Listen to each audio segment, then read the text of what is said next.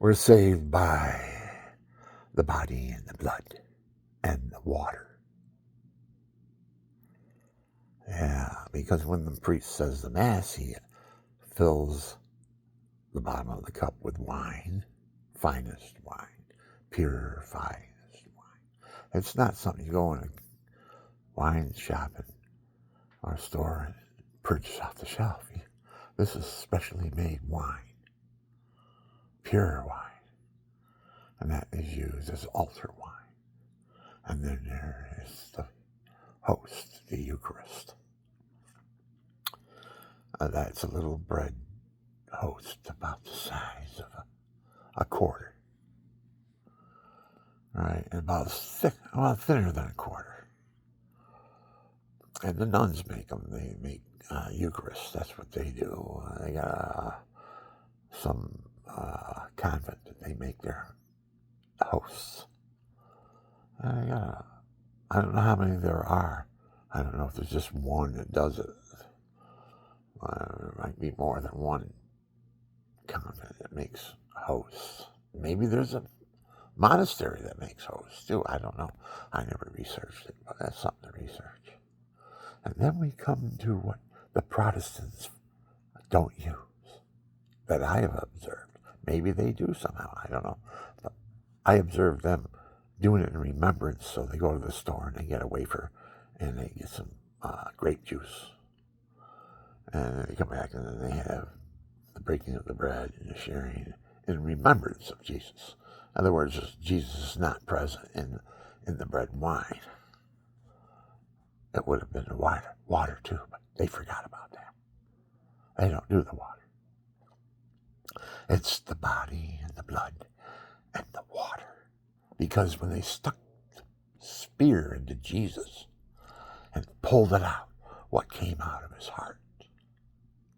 Blood and water. That's what goes into the cup that we bless.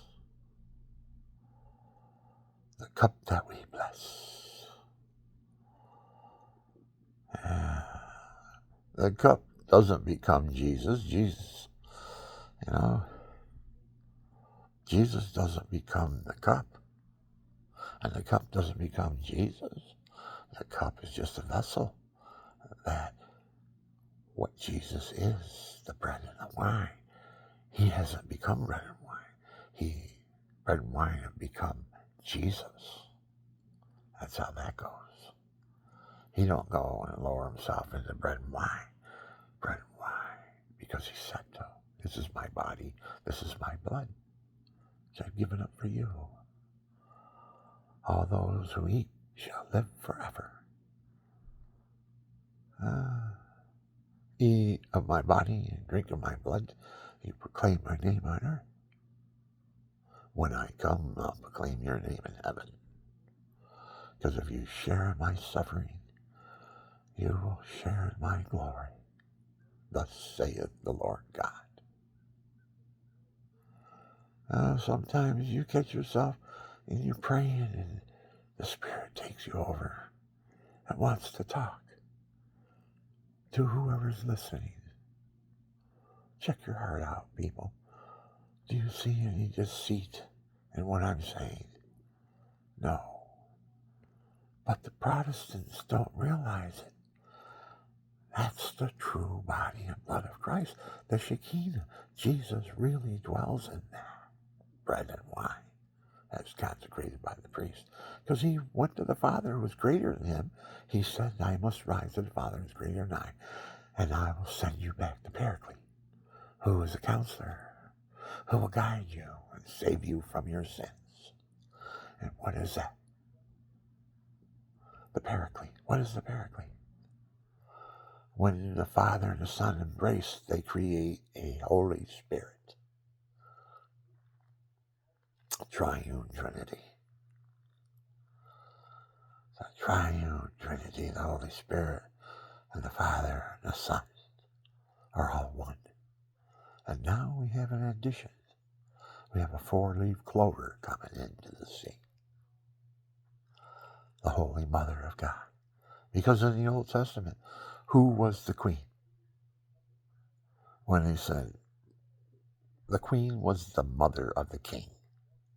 When the queen died, then it's a different story. But when the king, sometimes the queen would outlive the king, his mother. Depends on what wars or whatever. Who beheads who? Who stabs who? Still the queen will be the queen unless she's stabbed too.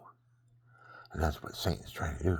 Stab everybody he can get his dagger into. He'll come up to me. Oh, if he could get me, he'd be stabbing me in the heart and stab me all over my body. When I'm dead, he'll be stabbing me with a stab. So here's your little puppy dog that you thought was going to be a saint. I caught him in mortal sin. He's mine now. He's a sow. I'm his skin.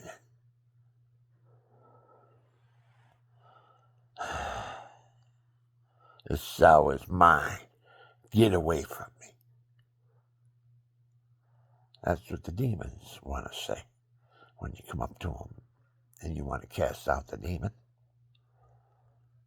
That's what they say to you. And you say, demon, what's your name? And the demon says, legions. What do you got to do then? You start fasting and praying because you can't get the devil out by just exorcism. You got to fast and pray and then exorcism. That's what Jesus said. All those, when the disciples brought the devil, possessed people back to him, said, we can't get it out. Why can't we get the devil out? And he looked it over and he found out. He says, what is your name, demon? And the demon said, legions. And he says, that's why. He goes. Jesus says, that's why. You have to fast and pray hard. God's will be done to get that demon out of whoever it's in. Because he's got multiple demons with him. It says right in the Bible, you kick a demon out, he'll come back with 7. Sometimes he'll come back with 70 times 7. And you got a legion. How many demons would be in a legion of demons? How many are they talking about? It's just a large figurative number or something. Well, anyways, that's what I have to say. The water. Protestants, you're making a big mistake. Come home. The door is open now. You all can come home and receive the body and the blood and the water. The way it was before the Bible was wrote, back in 394. We all broke bread, drank the blood of Christ. It was a whole different story, the early days of Christianity, than it is now, because we evolve. Things don't stay the same all the time, people. Only God stays the same all the time. Because he's complete. He don't have to change anything, because he's all that there is to be. It tells me those things. I don't know, they just come out when I'm praying. Daydream praying, that's what I'm doing right now. I'm looking around the room and I'm saying, I gave St. Patrick a set of green angel wings. I put it on his picture. He wanted to be here so bad. He even came here for free. That picture cost $45. When I went into the store, this lady says, oh, you might be interested in this. She showed me a picture of St. Patrick. She says, that was given to me. I'll give it to you. You can have it for free. I says, St. Patrick want to be on my wall? That bad? Well, I'm Irish. My brother's Irish, Mike Nixon. You know, the great fighter, the African champion. And they robbed him out of it. Didn't acknowledge that he was champion or anything. Shoved it out of the rug, kicked him out of the country. Because he knocked out their champion in the 5th round. Flat on his face. Now he's walking the streets looking for a house because he got ripped royally. Everybody ripped him. His trainers, his promoters. And you don't even know where that video went where he knocked out the African champion, one of the greatest fights. This guy was knocking everybody out, the African champion was. And they had to have a top 10, so they chose Mike Nixon because he's number 5. And he got that from beating the light heavyweight champion of the world, Mike Rossman, his only defeat.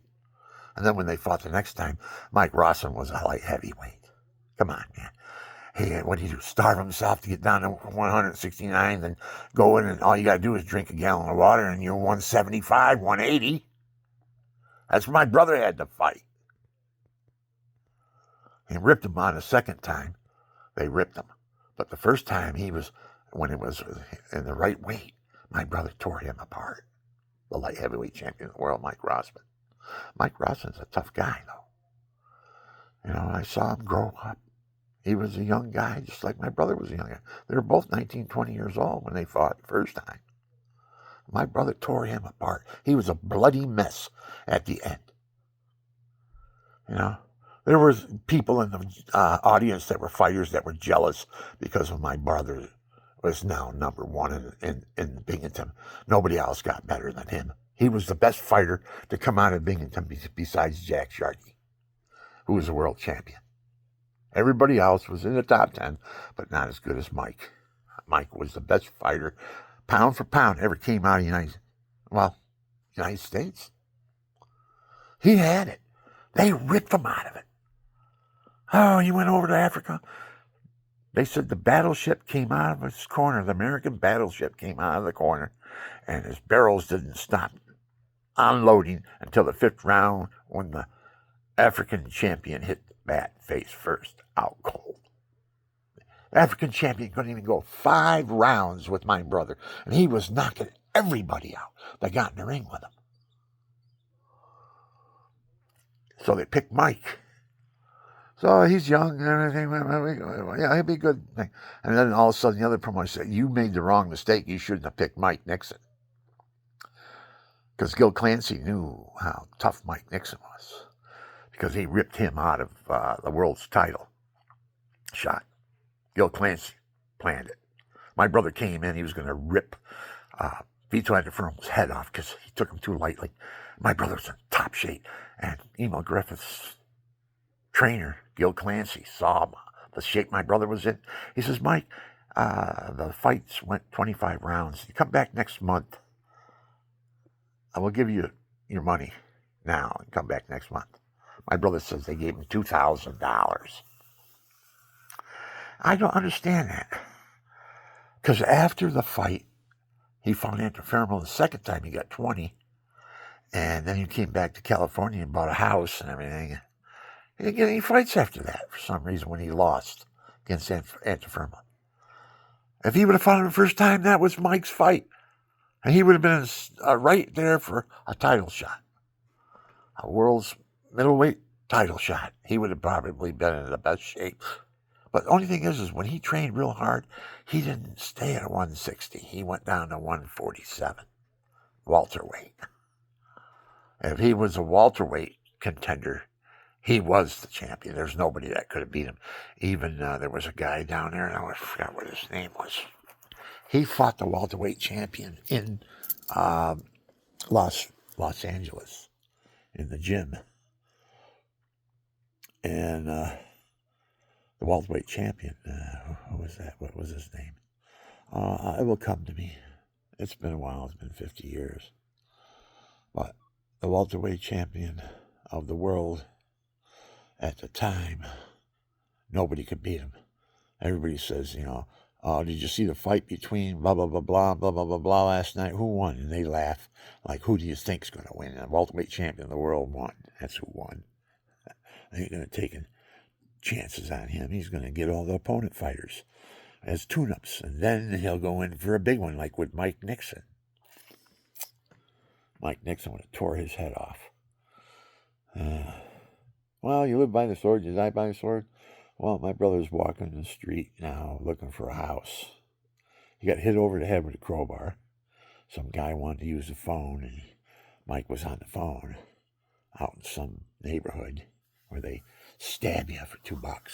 If they know you got it on you, they'll stab you for it. So he's on the phone, and his truck pulls up. Hey, boy, get off that phone right now. I want to use it.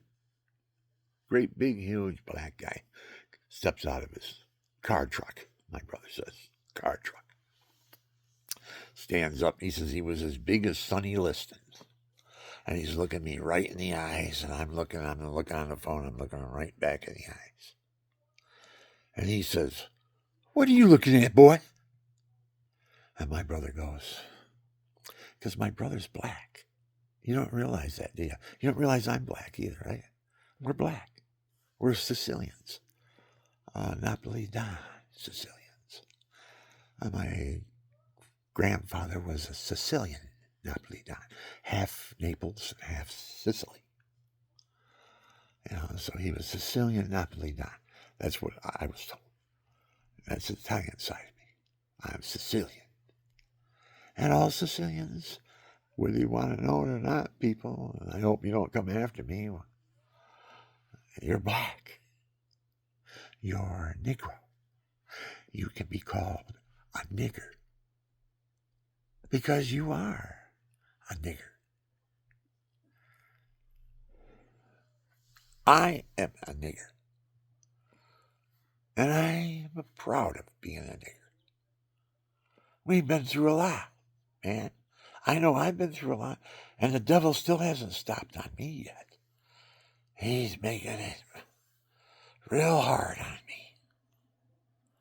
But I represent, here I am, a white man, because I look white. I got white hair, white stash. But if you part my beard, what's down underneath me? Look and see. I'm a nigger. And if you don't like that word, too bad. Because if you get around a bunch of guys that are black, that's all they do. I've been with them. Hey, nigger, what's happening, nigger? I haven't seen you in a while, nigger. Man, you're looking good, nigger. How's your wife, nigger? And he'd go, oh, come on, nigger. Well, you don't ask about my wife now. Oh, come on now. You hear them talking, I'm right around them, And they hug, and they're brothers, and they call each other nigger. But if a white man comes in there, he says nigger, everybody stops dead in their thing, and they got this stare. What did he say? Nigger? Get a crowbar. We're going to beat his head in. And that's how the United States fell on its face. When that happened, the word nigger. We don't get over that, we're going to be in a genocide. And there's not going to be any niggers. Because they're only 10 to 1 or 20 to 1 right now.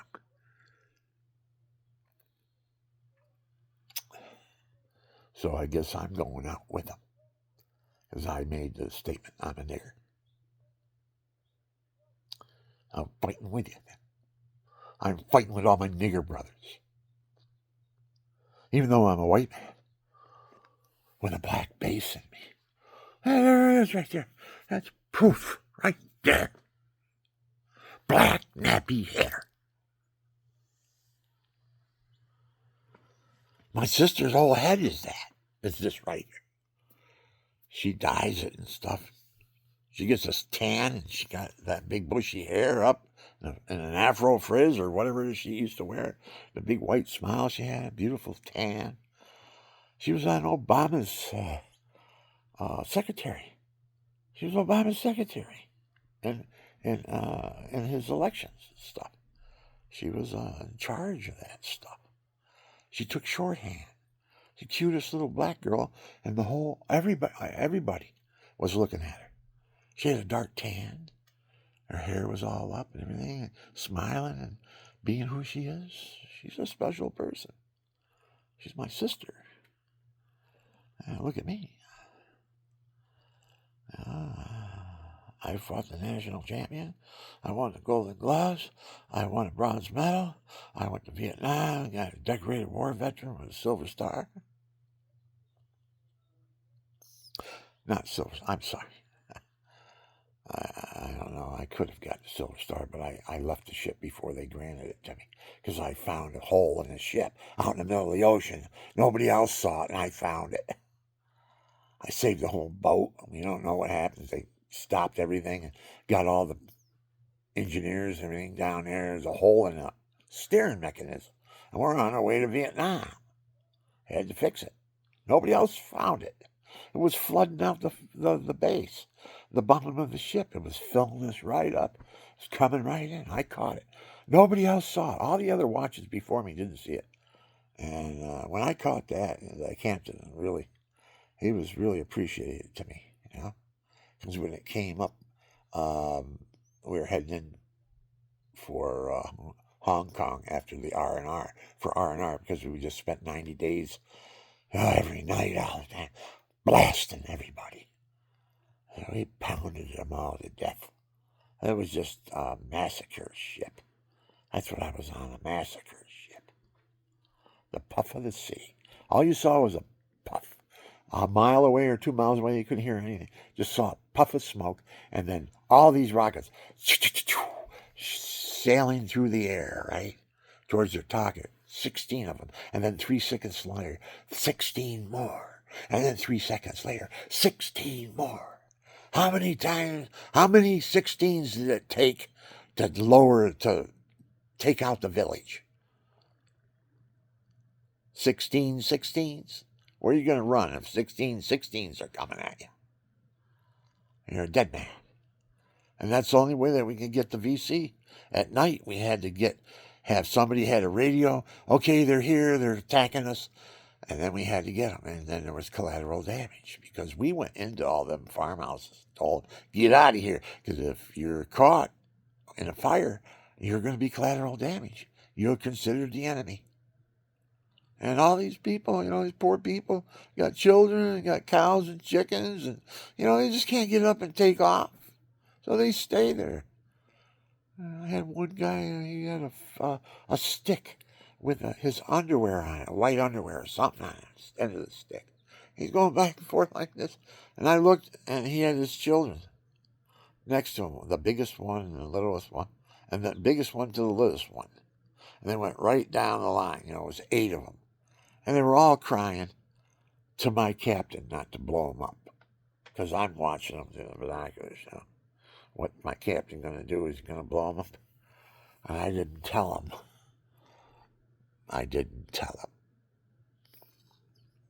I saw a sleeve with stripes on it sticking out the window in the back with my binoculars. I saw there were the VC in there. But I didn't say nothing. And he looked at me, he saw the kids crying. And he saw the guy waving the stick back and forth with this white underwear on it or hanky or something. I don't know. Couldn't quite. I was looking at him. And my captain let him slide. He didn't get him. He didn't wipe him out. It was just a little village house. But the VC were in that thing. I saw a sleeve with stripes on it. I call it red stripes. Blue sleeve and red stripes. That's a light blue sleeve with red and gold and stuff. Stripes going down the side. Decorated soldier in there.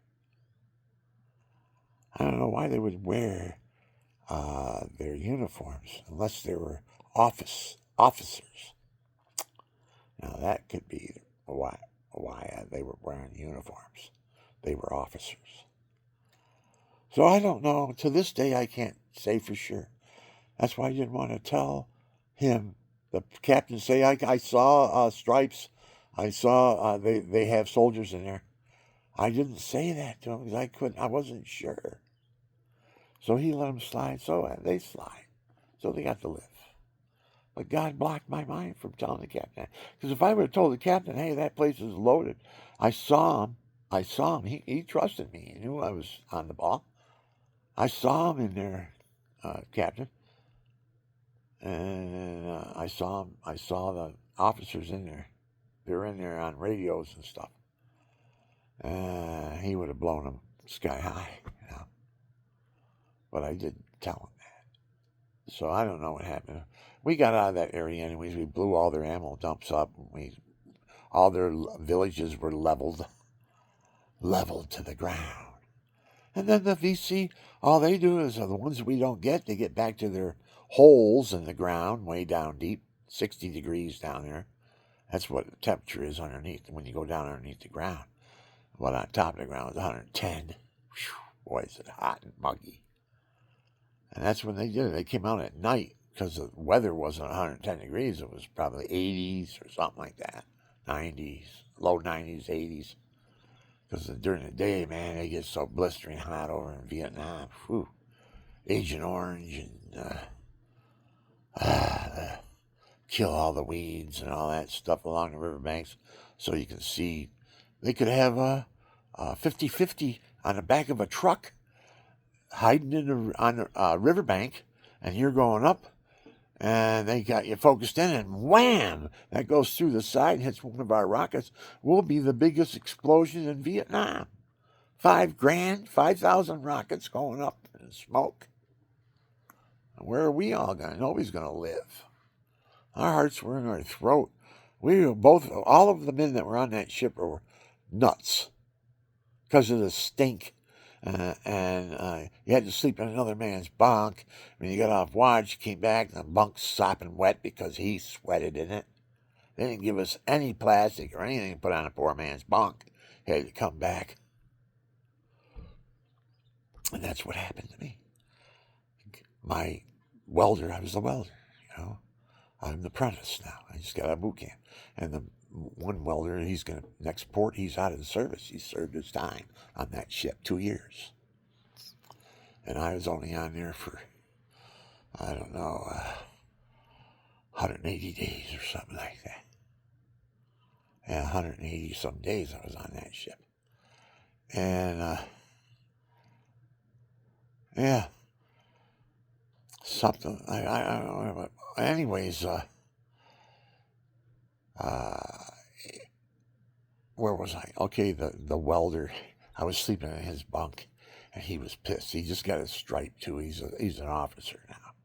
So he comes up to me, and he calls me into the cloakroom where nobody's around, you know, all that stuff. And he pushes me up against the wall and sticks his elbow in my throat. He's lucky I didn't knock him out cold. But I was just out of boot camp, saluting everybody with a stripe, you know. Yes, sir. No, sir. Yes, sir. So he got me up against the wall, and he puts his elbow in my throat, makes me go, I said, what are you doing? What's the matter? What are you doing this for? And he says, I'm sick and tired of smelling you in my bunk. Don't sleep in my bunk. Sleep in this bag room on top of these bags from now on, till I get off this ship. And the next port is Hong Kong. He's going to be gone. So, but we're still in Vietnam, still fighting the fight. Going into Rocket One. Rocket One is battle stations. Rocket One. I can't make it. It's a loud.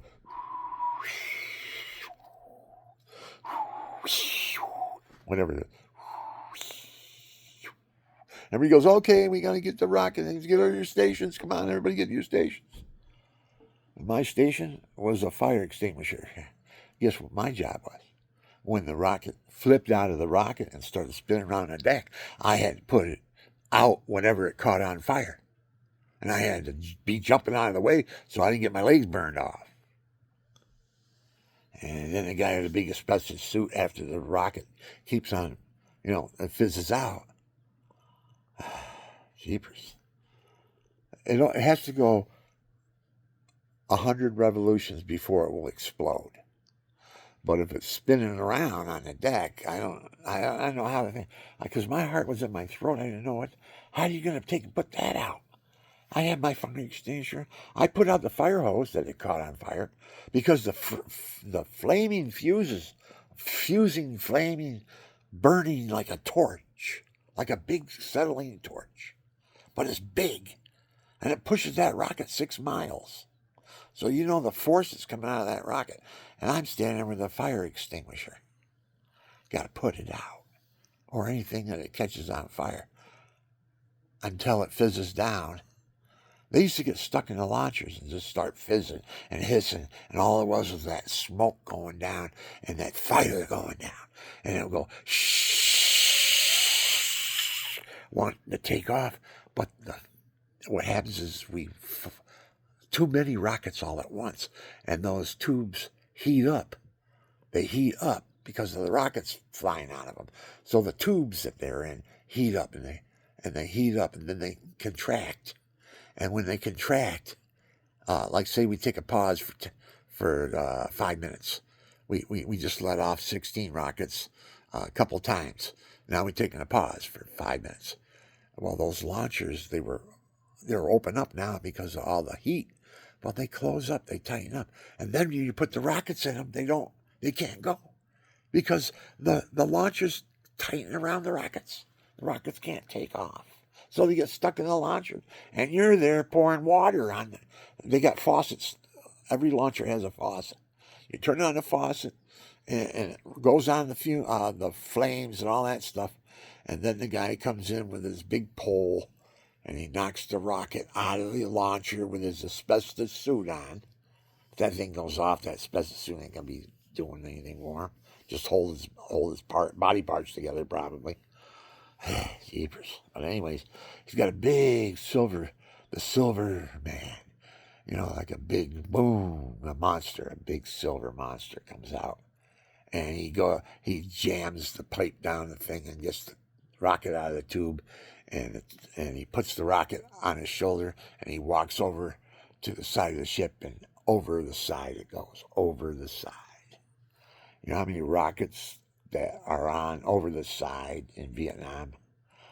And I hate to be a skin diver and shoot a fish and miss it or something, and it hits a rocket. And you're a dead man. So I don't know. Of course, that was 50 years ago. I don't know how long does it take. Do they all go off eventually, or are they just still laying there dormant, ready to go with the first puncture wound or something?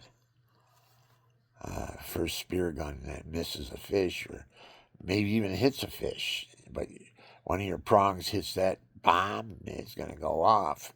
Just the percussion of it blow your eardrums apart. You're a dead man if you're down there and one of them bombs goes off. But that's what I went through. So what happened was he threatened me. He said, if you'll be sorry if you don't stop sleeping in my bunk. So I didn't. I slept in the bag room there for a couple of days. And everybody's saying, hey, what are you sleeping in the bag room for? Are you going through our bags or something? What are you doing?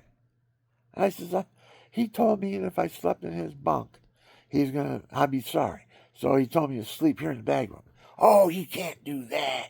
He just got his stripe. Don't listen to him. Go sleep in his bunk. So I did what they told me to do, because they didn't want me sleeping in the bag room because they had stuff in the bags, They didn't want somebody stealing it. That's what they thought I was doing. I don't do that. I don't steal. I hate stealing. That's one thing I hate. I hate being a thief. I hate thieves. Then I forgive them, but, you stole from me. Oh, shit. I won't call the cops. Get out of here. I don't want you around. And then if you want to be like God, God says, oh, you stole from me. Oh, come on over here and have a hot cup of coffee and a sandwich. We'll sit down and talk about it. Why do you got to steal?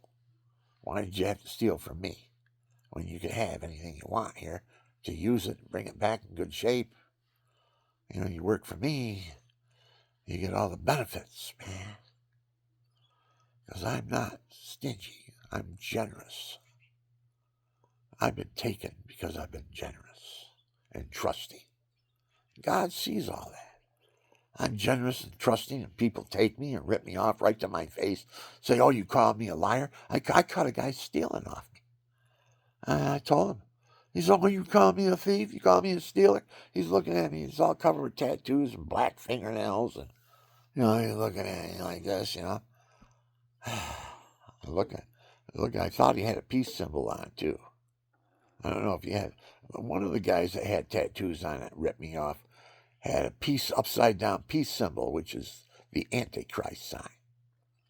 And if they see you walking around with a crucifix on, like I always do, even if I don't have a shirt on, I took the shirt off just a few minutes ago because I was roasting in it. I put it on the other night because it was cold. I mean, long sleeve shirt. And today, man, the weather got halfway decent. I don't know what it's 30, 40. No, it's probably, I don't know what, I don't know, I would say 45, 50. It's going to go up to today. That's not bad for springtime. So where was I? Oh, right in the middle of that. So I go back and I sleep in the bunk because everybody tells me, don't be sleeping in the bag room. We don't want you in there. You know, and so, and they were in engineering and they all had stripes. So here I am running a boot camp. I don't have a stripe yet, but I'm the welder of the ship. I'm going to be the welder.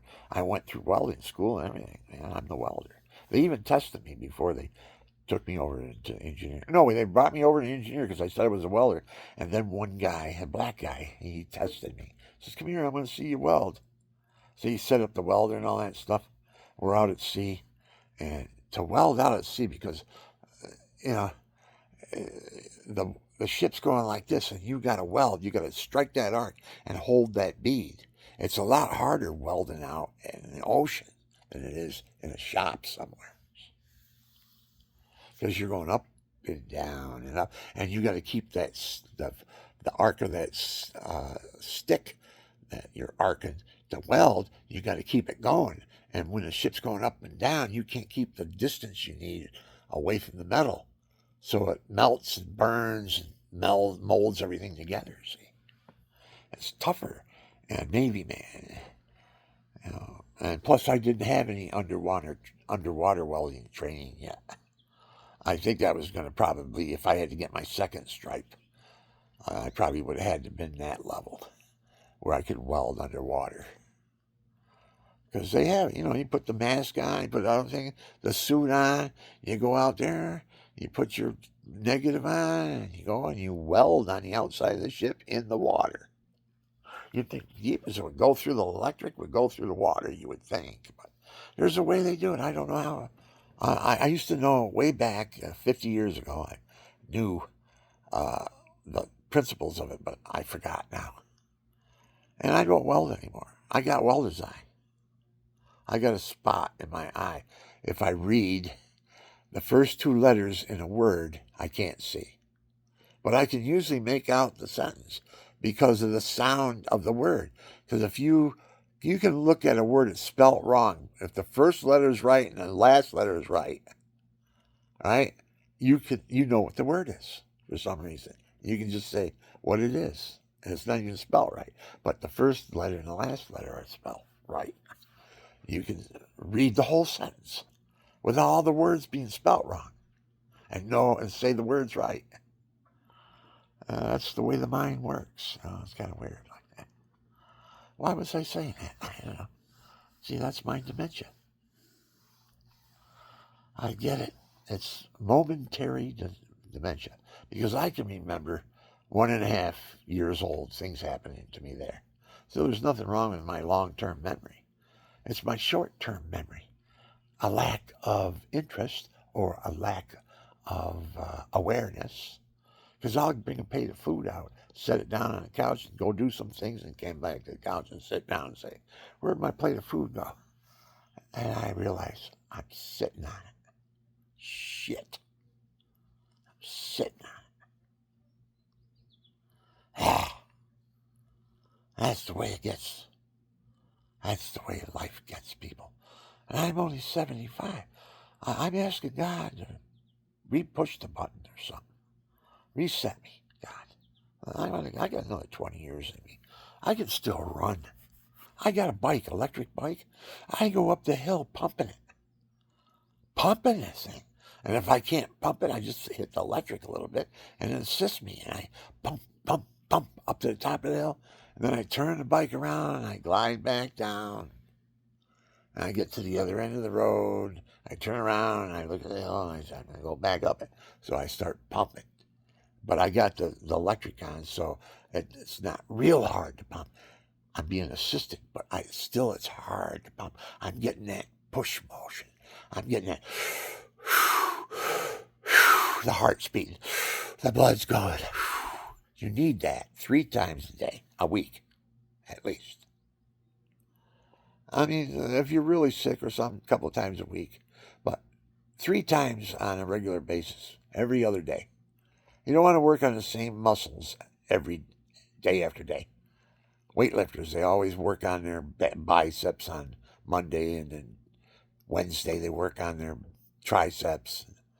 And, some of them will work that whole upper arm. And I got to start doing that again. I've got flapped. And according to Chuck Norris there, with his morning kick, which I took some this morning, I'm feeling better now. I have been taking it a couple of days. I've been feeling kind of run down. I took that morning kick this morning, and it's not bad. I'm feeling pretty good right now. I feel like I want to do something. I got to get up and do it, though. That's what the thing is. You take the morning kick, but you got to get up and do it. And once you start doing that, morning kick kicks in, Yeah. I had a joke about that morning kick, too. I'm not going to say it, though. Not anymore.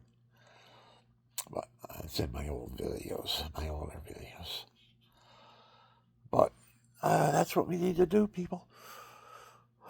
Start a whole new life sometimes. When you're old. It's like I'm blooming in the eve of my life. I mean, I had this music. I played this music all the time when I was younger.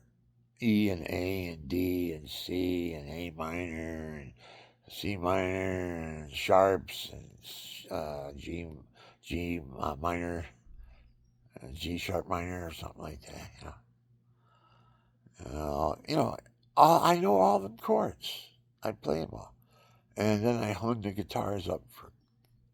I say it's close to 20 years. I thought it was 23 years because I gave it up. I just started playing guitar again a couple of years ago when COVID hit. And I wanted to do this thing on YouTube with videos so I could sing and ask for donations for these water wells down in Kenya. They got an oasis of water underneath them. They're sitting on a big, huge oasis of water. It's 900 feet down. They don't have the money to get it. If they could get that money up, if they could get the money and get that water up out of the ground, we would have the Garden of Eden again in the deserts. Because there's water all under that. Everything is water under that. Where are the water wells? Well, Jim Donaldson went down and put 100 of them in. And then they rabble-roused them about it. The white man's coming down and trying to take over. Because he gave all the kids bicycles and a soccer ball, and upgraded their schools, put a new bridge in so they can go back and forth to school, and the nurse or the hospital and all that in their village. It washes out every monsoon. They make them out of logs, sticks and logs. And they get it together so they can cross the river to go to school or something. So he put a concrete bridge in there, it looked like. Big bridge. I can't remember. It's in the films. He put a bridge in there, and then he went over to the farmers and he put water towers in so they have running water. And they had all these boreholes down in the ground. And all they needed was a pump to get the water up. Somebody came and bore all these holes down to the water, but there's nothing to pump the water up. They don't have mechanics or anything. They're poor. They're poor mud hut people. They don't have anything to the maintenance with. So they need a low maintenance engine that could run and pump that water out of the well so they can go dunk their buckets in it and bring it back to their houses or whatever. Because instead of going to the river, the crocs watch it and they see how you get it, what time of the day you're there, where's the sun in the sky. Oh, he comes here every day. I like that. Okay, I'm going to be over there tomorrow waiting, and I'll have for lunch. I'll have brunch. He comes in around 10:30, 11 o'clock in the morning. Okay, I'll have some brunch when he comes tomorrow. And he goes over and he sees it, and then it's around that time, so he submerges. And he's waiting for the ripples, he's waiting for the leg to show, so he can grab it. And then it's screaming, child going, Mommy, Mommy, help me, they're eating me, he's eating me, help me, Mommy. And the daddy's standing there with his spear, and he's, you know, and then the gator takes off, the crocodile takes off with the kid. The kid's going, Mommy, help me, help me, help me. And then down it goes. And his little sister's standing there holding on to his mother's hands, and they're crying. The crocodile's got him because he wanted to get water. Just some water, people. And we're going to the stars, spending $71 billion to get out of the United States or get out of the world. And who's that doing that? The devil. He wants out, man. He's going to take all the money and stick it in to some vehicle so he can get off the planet when Jesus comes again. That's what he thinks is going to happen, you know. Oh, Jesus comes, I'll just get out of here. I'll be on another planet. So he takes all the Mud Hut people, all the money that we have for helping out the poor, and he puts it into rockets going to Mars. $71 billion for a rocket that go to Mars. Jeepers. All the poor Mud Hut people in the world, not only in Kenya, but all over the world is the poor people, the poor. And we're spending our money on the stars because Satan wants to get out of Earth. He wants to get away from here because Jesus is coming. And he knows there's going to be a lot happening when that happens. Because not even the angels are in heaven for sure yet. Not until the beatific vision comes. When it comes, all the angels and all the humans that love God will live forever, and the rest will be locked up in hell, and the gates closed and locked and then sealed so they can't smell the stench of sin anymore. Worse than a can of worms in the sun, people. And if you got any experience in life about smelling really putrid smells, that's the way hell smells. You want to go there?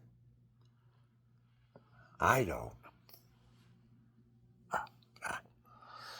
See, now I'm at the end of my talk now because my pain is starting to shoot in my whole arm. God is telling me, okay, that's it. That's enough. So, okay, I'll try to come back to the song. I don't know what I'm going to do. I don't know what's going to come out of this. So I'll just play to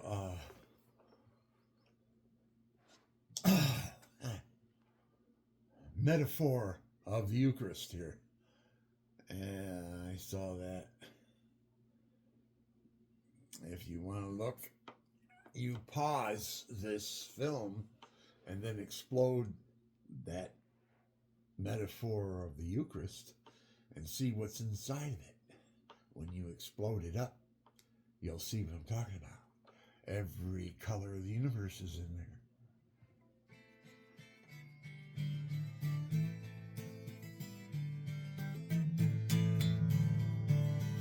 Come on now, I gotta get warmed up.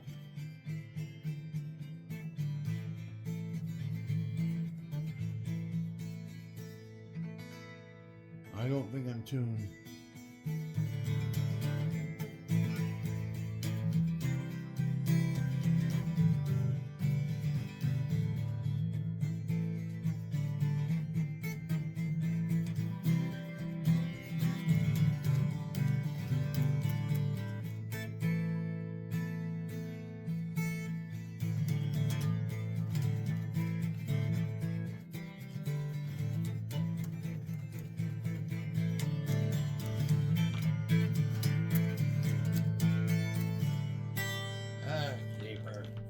Darn it. The guitar's out of tune. Have to pause it again. Everything getting it together, guys. This is what I gotta go through. Okay, here we go again. Give it a try. I don't know what it's going to come out. I never know how this song is going to come out because I don't have any words to it. I just go by the Spirit of God coming into my soul.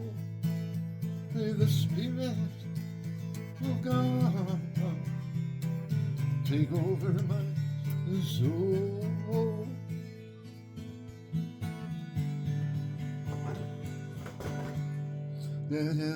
Yeah. I gotta get prepared here, people. Okay, here we go. Let's see what happens.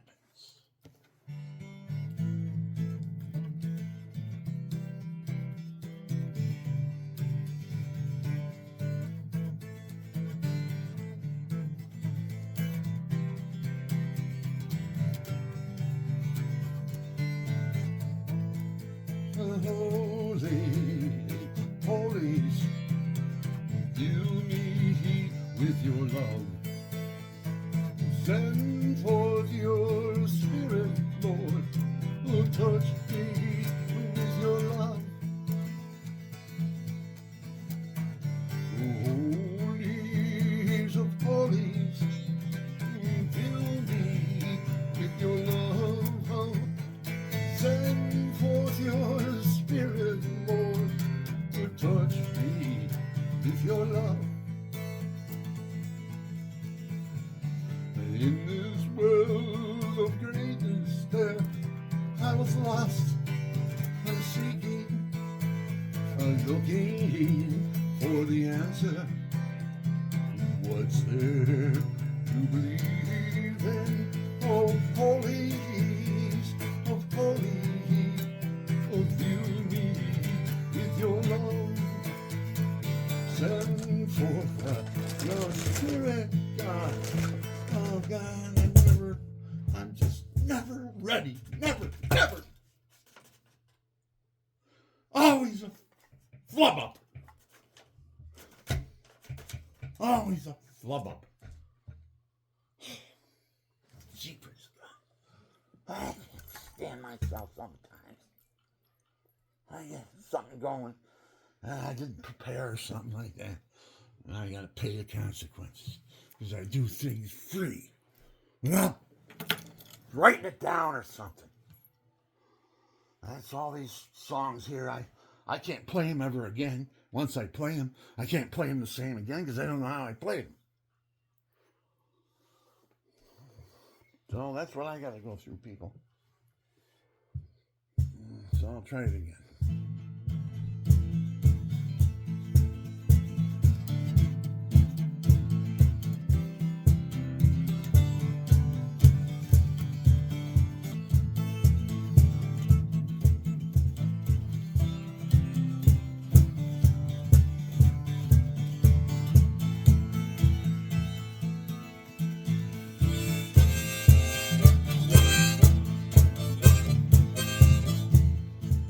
Got to get my harmonica. It's got to be warmed up too.